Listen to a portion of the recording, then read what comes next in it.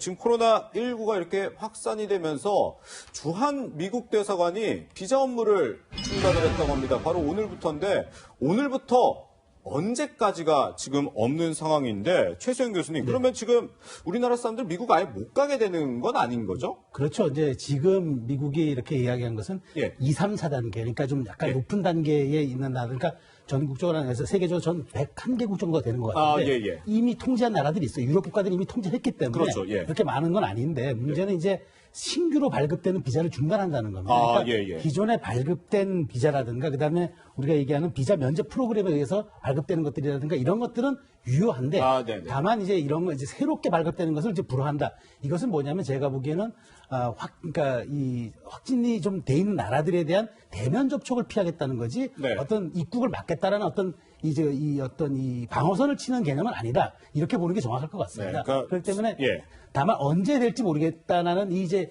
시기가 이제 문제인 것이지 당장의 큰 불편함들은 뭐 없을 것으로 그렇게 생각이 됩니다. 그러니까 뭐 새롭게 유학을 가거나 이민을 가거나 뭐 주재원으로 간다 이런 거를 지금 미국이 막았다. 이 좀 정리를 해드리겠습니다. 네, 신 교수님, 그런데 그러니까 지금 그러니까 주한 미국 대사관에서 이렇게 비자 발급을 중단하는 업무를 사실상 뭐 대부분 국가에서 하고 있다고 하는데 미국이 이런 조치를 한 이유, 미국 지금 상황이 심각하다 이렇게 볼 수 있을까요? 그렇죠. 미국에도 지금 전 주에서 지금 확진자, 사망자가 속출하다 보니까 지역사회 감염의 우려가 매우 높은 상황인 것이죠. 앞으로 이제 지금 시작이기 때문에 앞으로 더 이게 피크를 칠 가능성이 높습니다. 그렇기 때문에 우선은 봉쇄 조치 차원에서 가능한 위험성을 차단하기 위한 그런 선제적인 노력이지 않을까 싶습니다. 그런데 혹시 이게 지금 뭐 계속 얘기하지만 지금 언제 다시 재개가 될 거라는 게 없기 때문에 미국도 우리나라를 좀 사실상 문을 쭉 닫는 조치가 되지 않을 거라는 우려도 생기는데요. 근데 이 비자 업무 중단이 우리나라를 겨냥한 것 같지는 않습니다. 왜냐하면 우리나라 같은 경우는 미국을 방문하는 대다수들이 단기로 이제 무비자로 체류한 관광 목적으로 가시는 분들, 출장 목적으로 가시는 분들이 있는데 사실상 무비자로 단기 체류하는 분들에 대한 길을 모두 다 막은 것은 또 아니고요. 또 설명을 어떻게 하고 있냐면 긴급 비자 인터뷰를 요청해라. 그러니까 예외를 허용하고 있는 상황입니다. 긴급 비자로 이제 미국으로 들어갈 수 있는 여러 가지 경우는 예를 들면 학업상의 긴급한 목적이라든가 치료 목적이라든가 뭐 가족의 장례식이라든가 이런 길은 열어준다라고 하고 있는 상황이기 때문에 전면 금지라고 보기는 어려울 것 같고요. 지금 해외 각국에서 문제가 되는 것이 우리나라에서는 관리를 하고 있는데 역유입되는 문제가 발생하고 있죠. 우리나라도 마찬가지입니다.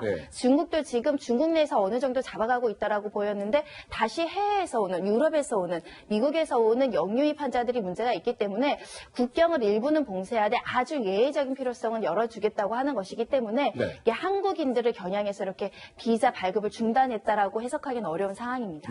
네, 그런가 하면 상황이 조금 안정됐다는 평가가 있는 중국에서도 이 코로나19 역유입에 대한 우려가 커지고 있는 상황입니다. 최수영 교수님, 지금 베이지 공항에서는 국제선 착륙을 아예 뭐 금지를 했다고 하는데, 그러니까 우선은 이게 뭐 자국 항공사를 대상으로 한다는 건데 앞으로는 더 범위를 넓힐 가능성도 있다고 볼 수 있을까요? 그렇죠. 이제 이렇게 한다는 거는 이제 갑자기 외국계 항공사들을 이렇게 하게 되면 조금 문제가 생길 소지가 있으니까 일단 자국기를 하는 걸 하는데 다만 지금 베이징 공항이 이렇다면은 이것을 베이징 공항 앞으로 이제 점점 더 넓혀나갈 수 있는 거죠. 당장은 베이징 공항이 안 되기 때문에 다른 인근 공항으로 유도를 하겠지만 앞으로는 중국이 점차적으로 입국 외벽을 높일 가능성이 저는 굉장히 있다고 봅니다. 왜냐하면 중국은 안정세를 보이는데 유럽이 굉장히 확장세를 보이고 있지 않습니까? 그렇기 때문에 중국으로서는 충분히 그럴 가능성은 있지만 다만 중국이 이제 이렇게 하는 것에 대한 세계적인 어떤 그 여론의 좀 추이도 볼 것 같아요. 이제 그렇기 때문에 자기들도 물론 중국도 지금 안정세를 보이고 있지만 세계와 같이 이제 발을 맞춰야 된다는 그런 약간 인도주의적 측면도 있기 때문에 지금 이런 부분들은 조금 세계 여론의 추이를 보면서 확대시켜 나갈 것으로 저는 전망하고 있습니다. 오늘 오전에 이런 소식도 들어왔습니다. 사실 우한에서 지금 시작된 게 이 코로나19로 알려져 있는데 이 우한이 있는 중국 후베이성 같은 경우는 신규 확진자가 0명이 됐다고 합니다. 이게 발병 이후 처음이라고 하는데 지금 중국 상황이 지금 오히려 좀 잠잠해지고 있는 지금 국제적인 상황이고요. 그런데 중국 정부가 이제 귀국하는 국민들을 부각하면서 중국이 세계에서 가장 안전한 나라다 이렇게 얘기를 또 하고 있다고 합니다. 어떤 얘기인지 한번 들어보시죠.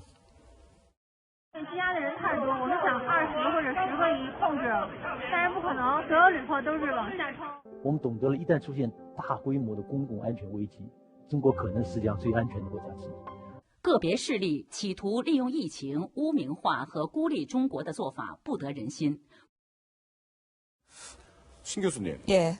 저는 그동안에 중국 우한이 진원지라고 알고 있었고 그렇게 접해왔었는데 지금 또 중국은 오히려 미국의 진원지라고 하는데 의료계에 좀 종사하는 입장에서도 이거 참 보면서 무슨 생각을 하시게 될지 참 궁금하거든요. 그렇죠. 아직까지는 이런 기싸움들이 의학적으로 검증되거나 뭔가 근거가 있을 만한 게 없이 그냥 예. 서로의 주장이기 때문에 예. 사실 명확하게 판단하기는 어렵습니다. 예. 그럼에도 불구하고 첫 환자가 우한에 있는 화난, 예. 수산시장, 거의 관련성 이런 것들을 배제할 수는 없기 때문에요. 네. 지금 중국에서는 그 바이러스가 우한에서 발생했다라는 근거가 없다. 네네. 그렇기 때문에 미국에서 들어온 것이다라고 얘기하는 거죠. 네네. 그런 주장들이 다들 근거가 명확하지 않습니다. 네. 근거가 없으니까 우리가 아니다라고 주장을 하는 거죠. 네네. 그렇기 때문에 저희는 좀 더 지켜봐야 될 것 같다는 생각이 들고요. 그러게요. 예. 주장을 하려면 좀 근거 있게 네. 의학적인 뭔가 수준을 가지고선 얘기를 하는 게 제일 좋지 않을까 싶습니다. 그렇죠. 네, 미국이 코로나19 진원지가 중국이다 이렇게 이야기를 하자 이 중국 외교부가 나서서 반박을 했는데요.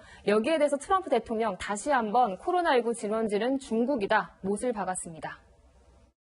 I said I have to call it where it came from. It did come from China, so I think it's a very accurate term. Well, China was putting out information which was false. Our military did not give it to anybody. We know that the first government to be aware of the Wuhan virus was the Chinese government, and it took an awful long time for the world to become aware of this risk that was sitting there, residing inside of China.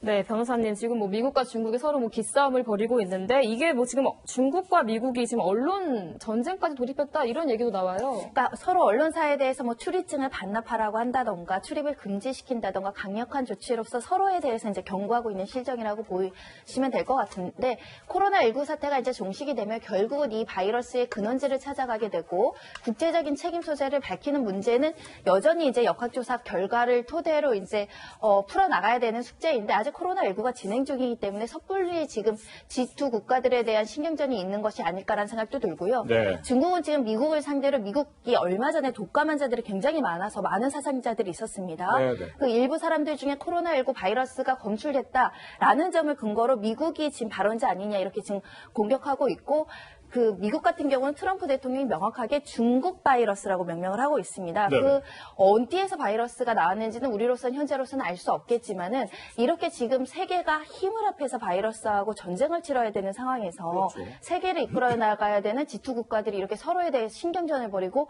기자들의 출입이나 이런 언론 보도에 대해서 제약을 한다는 것은 매우 우려스럽다는 생각이 들고요. 예. 더군다나 이것이 혹여라도 코로나19 종식과 더불어서 해야 될 일이 경제 문제를 해결해야 되는데 중국과 미국이 긴장 관계에 있으면 그것도 좀 어려운 측면들이 있기 때문에 좀 염려가 되는 실정입니다. 네. 지금 이렇게 손정혜 변호사님 말씀하신 것처럼 G2는 방역에 힘을 모으기보다 기싸움을 하고 있고 전 세계적으로 지금 뭐 확산을 하고 있기 때문에 우리 질병관리본부 같은 경우는 이제 불효불급한 해외여행은 좀 자제해달라 이렇게 공고를 하고 있는 상황입니다.